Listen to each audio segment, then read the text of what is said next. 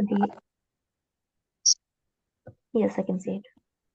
Okay, the very first thing that we need to understand when it comes to nuclear physics, I'll go through the very basics of few things so that when we go to radioactivity, have a bit of knowledge of that. ठीक है? Nuclear physics के अंदर we need to know what atomic number and atomic mass is.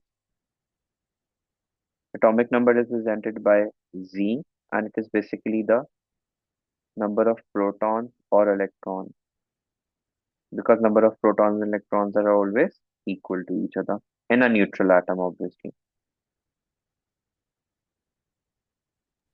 The second thing is atomic mass, which is also known as nucleon number, and it is represented by A. It is the sum of proton and neutron. So if we want to find the number of neutrons, what we need to do is we subtract atomic mass from atomic number. That would give us the neutron number. For example, if we have a symbol like this, sodium 13 and 23. This मैं just for example बता रहा हूँ. I don't know what the exact atomic number and mass of this is. So this shows the number of proton or electron since they are equal in number, and this tells us the nucleon number, which is basically the proton plus neutron. So if I want to calculate the neutrons out of it, I'll subtract 24 from 13. I'll get 12, right? 9, 11, Yes. 11. So 11 is the neutron number. Then we have isotopes. What do we mean by isotopes? What are isotopes? Isotope.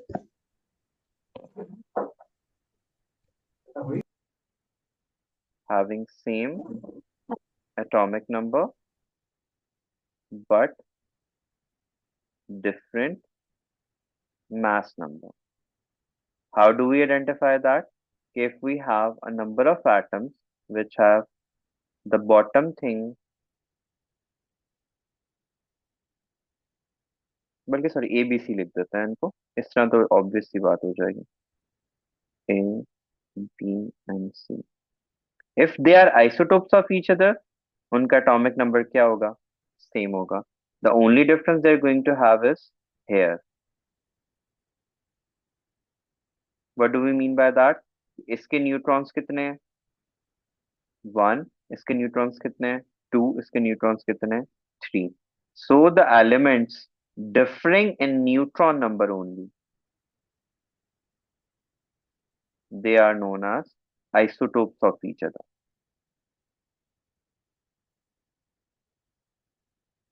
ठीक है. अगर उसने मेरे को question दे दिया, उसको कहता है कि आइडेंटिफाई करो whether there are isotopes of each other, तो हमने किस चीज पे फोकस करना है? उनके एटॉमिक नंबर्स पे और प्रोटॉन नंबर विकेट्स हैं. ठीक है.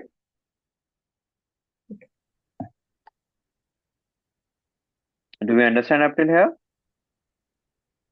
Yes. देन नेक्स्ट मेजर चीज देखो, I am only giving an overview of these things. I am not giving in getting into detail and step by step हर चीज को नहीं बता रहा. मैं सिर्फ एक वॉक थ्रू करवा रहा हूँ. तो डोंट थिंक ऑफ इट कि अच्छा we have miss certain parts. जी ठीक है. अब जब हम न्यूक्लियर ट्रांसपोर्टेशन की बात करते हैं,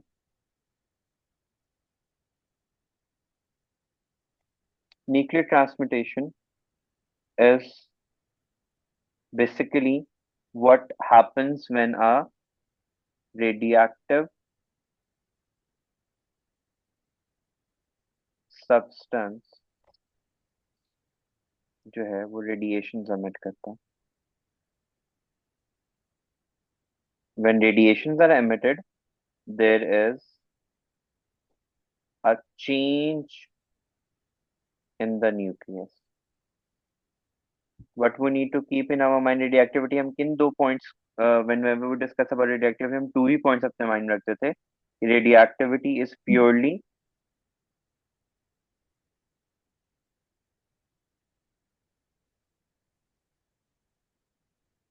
nuclear phenomena, and second important point क्या था? Radioactivity is random in nature.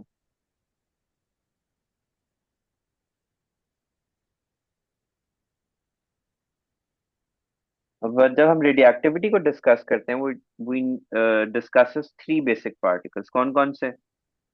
Alpha, beta, and what is the third? कौन सा होता था हमारे पास?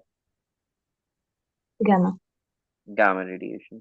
Do we know the properties of alpha, beta, and gamma radiation?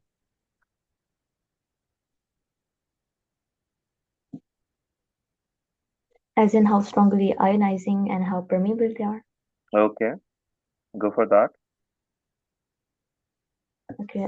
Alpha radiation is very strongly ionizing, but it is not very Penetrative. permitting. G? Penetrative. Yeah, penetrative. Beta is less strongly ionizing compared with alpha, but it is also more penetrative compared with alpha.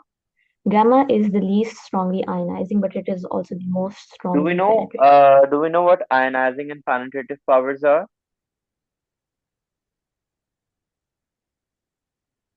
Penetrating is how Deep. far it can go. How far it can go. And what is ionization? Ionizing is how strong it is.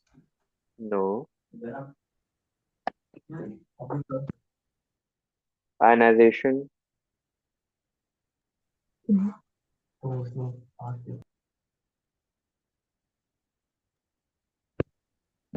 Ionization क्या होता है? आपने तो ये chemistry में भी है. This is a part of chemistry. I'm not too sure. Ionization basically deals with the ability to remove the electron from the orbit. So basically, alpha is most ionizing because it has a charge of 2 protons. ठीक है? Beta is mediocre because it has a charge of 1 electron. Gamma radiation is least ionizing because it does not have any charge.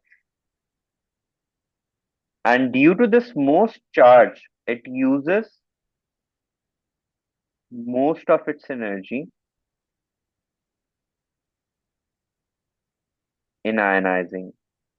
That's why alpha particle could easily be stopped by air.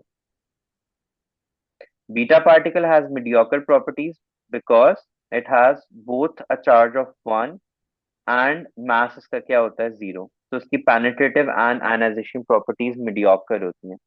And gamma has the most penetrative power because it has no charge. So all of its energy will be utilized in going how far it can go into something. ठीक है? So ionization क्या होती है? It is the ability to remove the electron. So whatever will come in front of the alpha particle, वो उसमें से electron को क्या कर देगा? Knock out कर देगा. क्यों? Why it has the most ionizing property? Because it has 2 charge. ठीक है? बीटा की क्यों है mediocre property? Because it has 1 charge. और mass उसका 0 होता है. Almost 0 होता है. Because you remember कि जो प्रोटॉन, इलेक्ट्रॉन एंड न्यूट्रॉन का आपने प्रॉपर्टीज डिस्कस किए थे.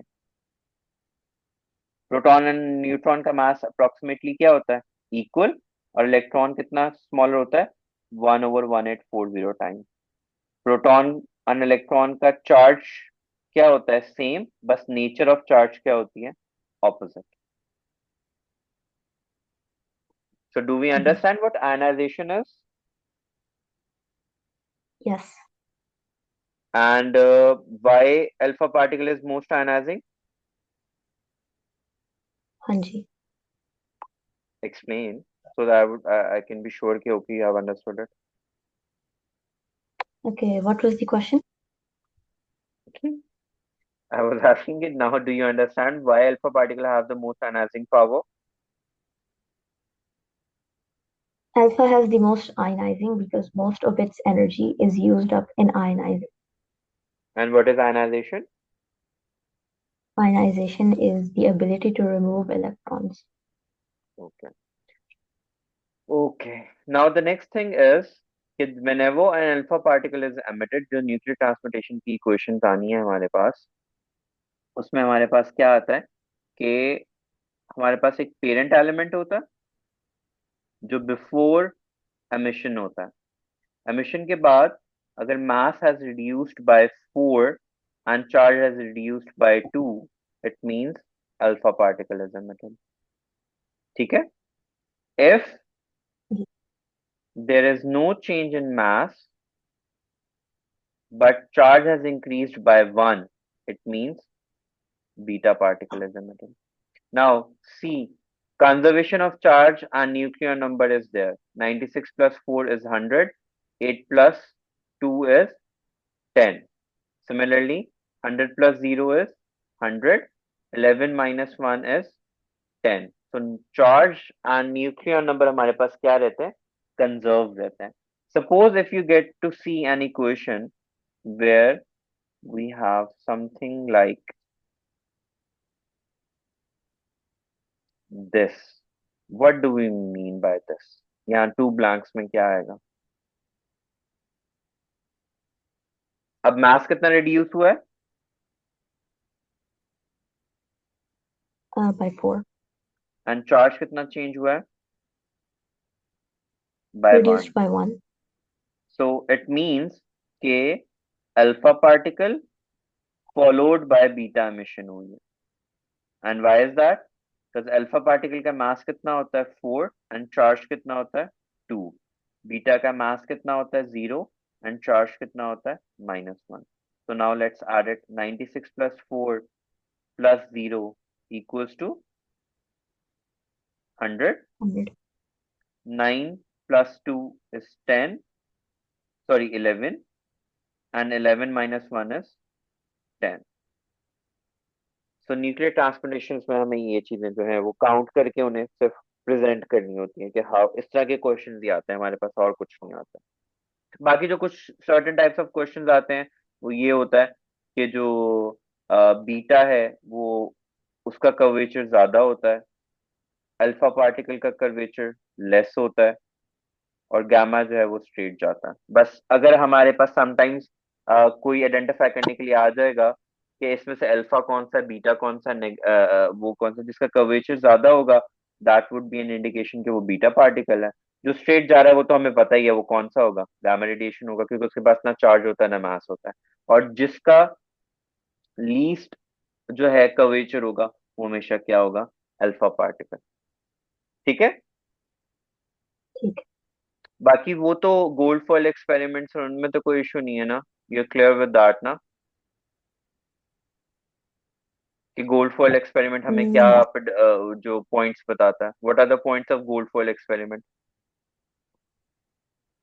The gold foil experiment uh, basically proves that the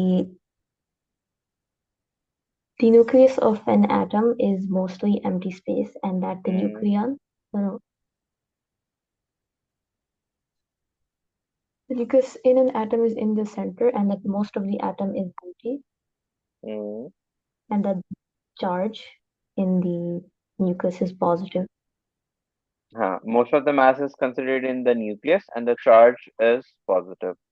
That's why हमारे पास वो सब आती हैं डिविएशंस और वो तमाम चीजें आती हैं. अच्छा, let's get into the main topic जिस पे हमने डिस्कस करना था, दैट इज हाफ लाइफ. ठीक है. Half life Mhm. इज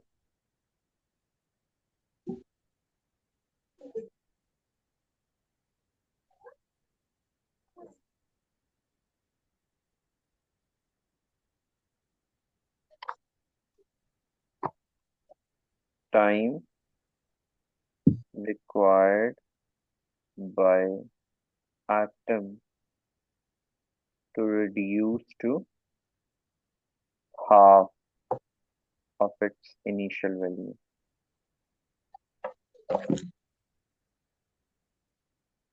अब हाफ लाइफ में हमें ग्राफ्स आते हैं कि अगर इनिशियली वो 100 पे था तो आफ्टर हाफ लाइफ कितने पे आएगा, 50 पे। नेक्स्ट हाफ लाइफ पे कितने पे आएगा, 25। नेक्स्ट हाफ लाइफ पे कितना आएगा, 12.5। Now thing that we need to keep in our mind is as half life increases, atom become more and more stable। क्योंकि जब वो रेडिएशन एमिट कर देगा तो जो उसके पास एक्सेस था वो एमिट कर रहा है, ठीक है। तो उसकी स्टेबिलिटी जो है वो क्या होती जाती है, इंक्रीज होती रहती है। विच मीन्स कि now it will take longer for the next nuclear to decay. ठीक है। अब हाफ लाइफ का फॉर्मूला हमारे पास क्या होता है, n over 2 raised to power n। तो कैपिटल एन किसको शो कर रहा होता है, इनिशियल काउंट रेट को,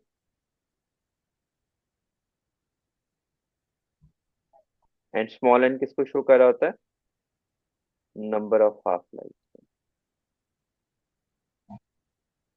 अब हम इनको आइडेंटिफाई कैसे करना होता है, क्वेश्चन में अगर हमारे पास काउंट रेट होगा तो वो इंडिकेट कर रहा होगा किसकी वैल्यू को, कैपिटल एन को। जो स्मॉल एन है वो हम कैलकुलेट करते हैं by dividing time with half life. ठीक है। If background radiation is present,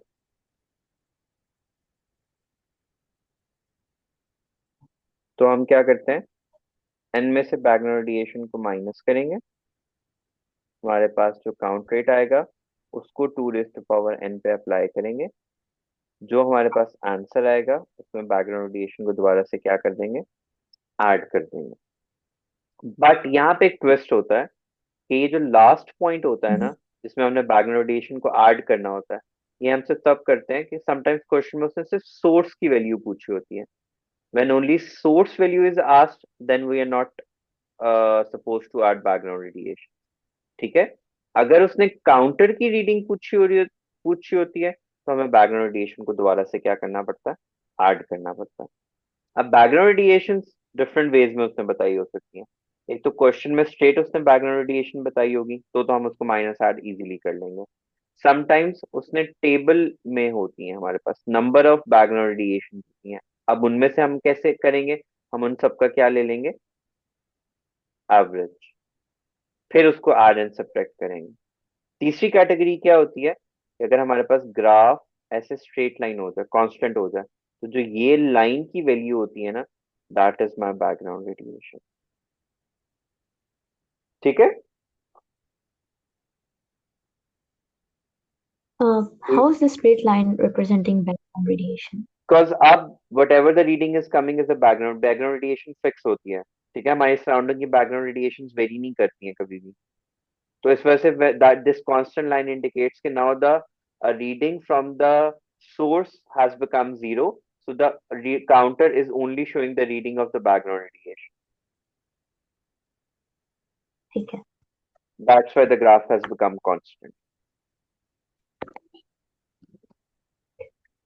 Okay, Okay. now let me show you a few questions। मैंने अभी भी आपको पॉइंट बताया था कि how to identify an alpha and beta particles. तो विच एक्स एक्स किसको शो कर रहा होगा, अल्फा को या बीटा को। Emission X। And why is that, because उसका Emission। लीस्ट, बिकॉज उसका कर्वेचर क्या है, लीस्ट है। so that is an indication of alpha particle, this might be the beta particle।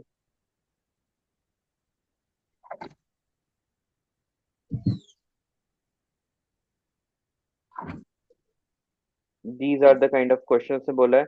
The radioactive nuclei contain 138 neutrons, the nucleus emits alpha particle, how many neutrons are left। तो अगर उसका initial is 138, जब alpha particle emit होता है, proton number 2 होता है, उसका neutron number कितना होता है, वो भी 2 होता है। तो हमारे पास न्यू वैल्यू कितनी आ जाएगी? 136, क्योंकि उसने सिर्फ न्यूट्रॉन्स के बारे में पूछा। ठीक है। हम्म, ठीक है।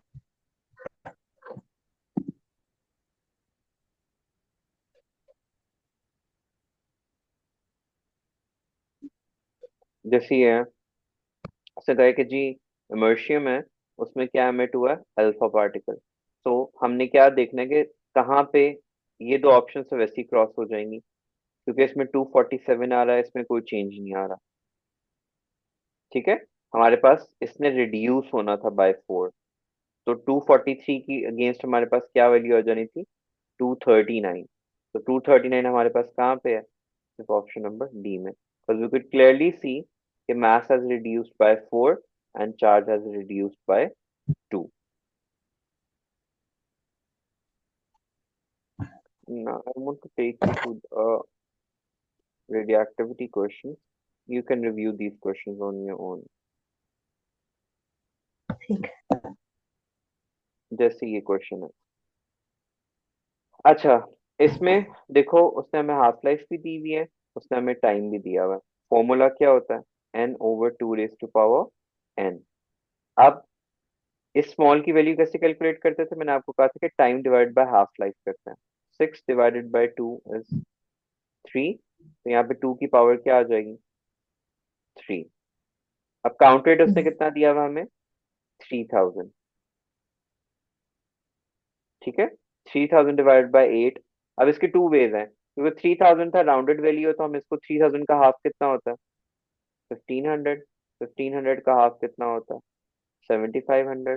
7500 का हाफ कितना होता है? वो मुझे नहीं आता। 375। 375, तो दिस इज द आंसर। तो इससे भी आपका 375 आ जाएगा, और अगर आप इसको वैसे रिड्यूस करते हो तो आप तब भी कर सकते हो। Next question is important. आप इसको रीड करो and tell me what will be your answer, this and question number 5।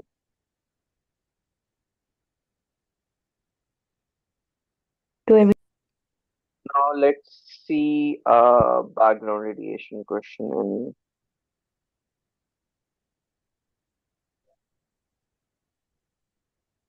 जैसे ये है, इसमें भी उसने ये क्वेश्चन पूछा हुआ है कि हाफ आवर का मतलब कितना होता है?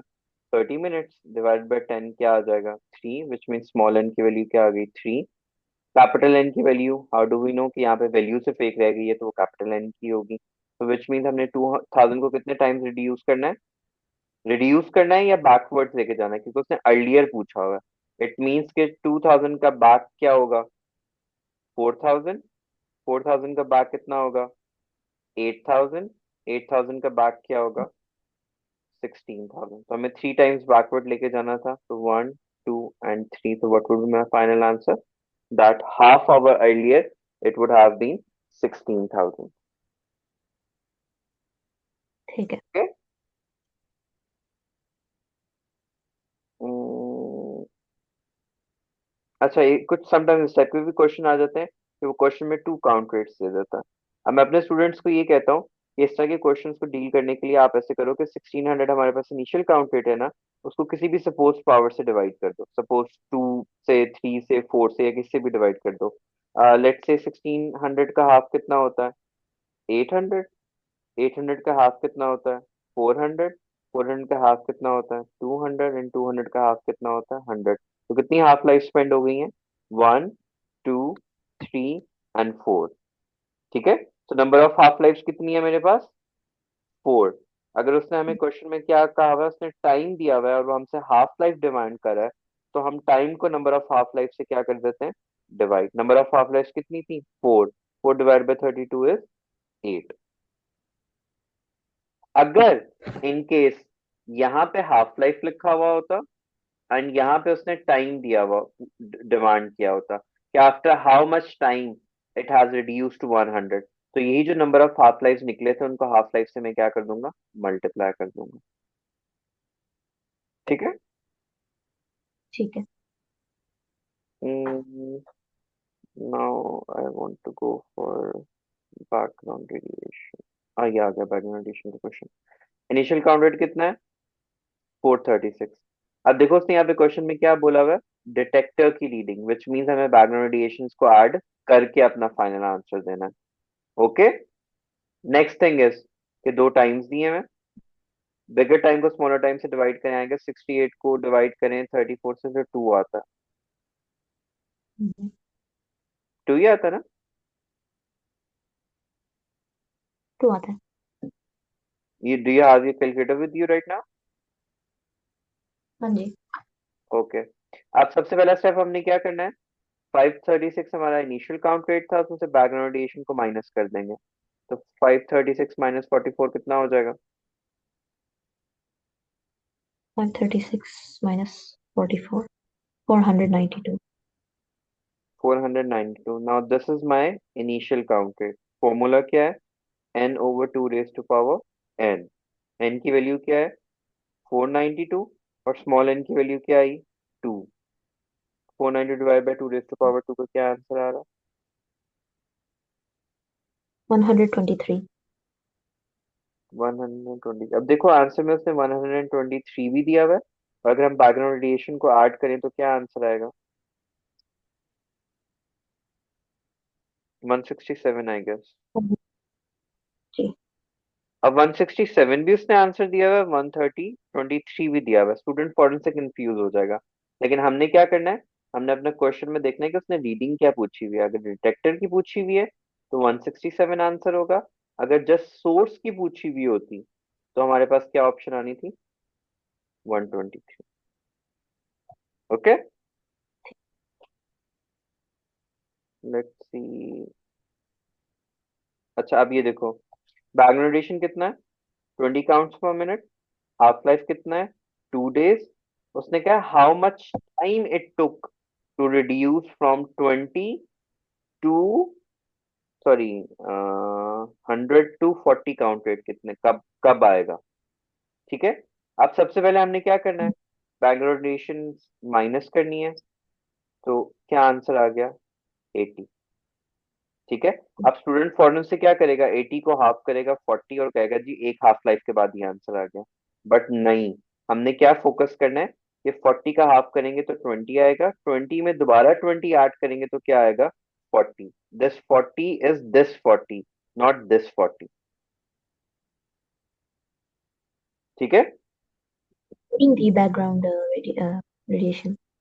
Sorry, Including the background radiation. हाँ, इंक्लूडिंग द बैकग्राउंड रेडिएशन, उसने डिटेक्टर की रीडिंग पूछी हुई है। डिटेक्टर हमेशा हम्म, बैकग्राउंड रेडिएशन के साथ आंसर करेगा।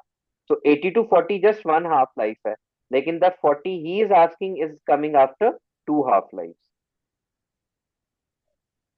ठीक है, अब उसने ठीक है। अपने क्वेश्चन में क्या किया हुआ था, टाइम डिमांड किया हुआ था। तो मैंने आपको क्या कहा था कि जो नंबर ऑफ हाफ लाइफ आएंगी, नंबर ऑफ हाफ लाइफ क्या आई है, 2, उसको हाफ लाइफ से क्या कर देंगे, मल्टीप्लाई, तो क्या आंसर आ जाएगा, 4 days।